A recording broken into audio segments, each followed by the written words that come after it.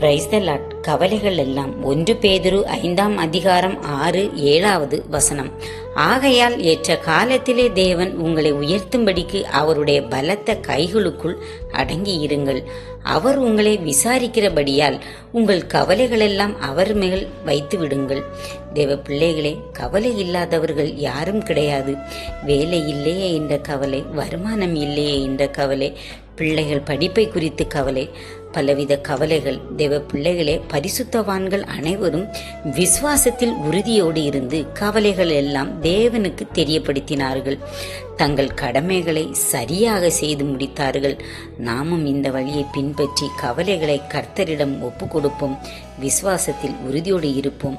பாட அனுபவிக்கிற நம்மை சீர்படுத்தி, சிறப்படுத்தி, பலப்படுத்தி நிலைநிறுத்துவார். நம்மளுடைய கவலைகளை கர்த்தருடைய கரத்தில் ஒப்பு கொடுப்போம். ஆமென்.